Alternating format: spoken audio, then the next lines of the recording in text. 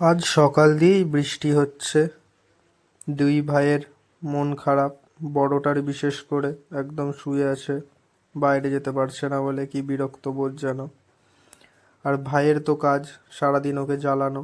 এই অবস্থায় ওকে গিয়ে জ্বালাচ্ছে, বকুনি খাচ্ছে, মার খাচ্ছে, তাও শোধরানো নেই। সেই দাদাকে গিয়ে দেখো কি করছে, দাদার কোথায় গিয়ে বসছে দেখো, গিয়ে ওর পা কামড়াচ্ছে দেখো। এই খেলা দাদাকে বিরক্ত করা। দাদা দেখো এক্ষুনি ওকে কত বকবে, তাও দাদার কাছে গিয়ে ওইসব করতেই হবে ওকে, নাহলে ওর যেন শান্তি হয় না একদমই। সারাদিনই এমনি করে।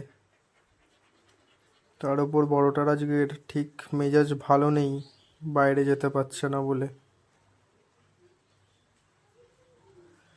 যাই হোক, আজকের দুজনেই একদম ভালো মন্দ খাবার খেয়েছে, মাছ ভাত পেডিগ্রি, আর দুজনে একদম ভালোভাবে খেয়ে নিয়েছে।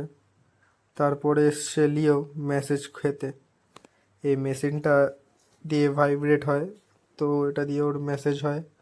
বিশেষ করে জার্মান শেপার্ডের পেছনের পাগুলো উইক হয়, আর ওখানে একটু ব্যাক পেনও থাকে, তাই জন্য এই মেশিনটা দিয়ে ওকে একটু মেসেজ করে দেওয়া হয়।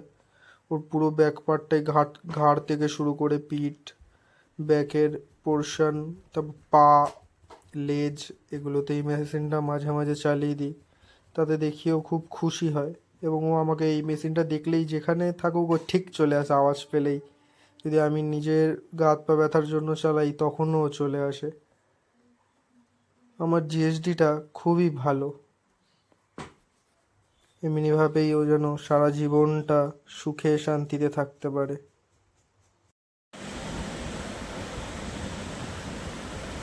এখন তো বৃষ্টি পড়ছে বাবা, কি করে ঘুরতে নিয়ে যাবো বলো, আমার কাছে এলে কি হবে?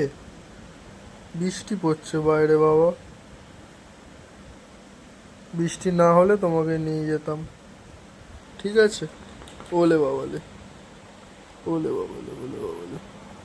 বৃষ্টি পড়ছে তো বলো বাইরে, কি করে নিয়ে যাবো? না হবে না, হবে না, আজকের বৃষ্টির দিনে হবে না।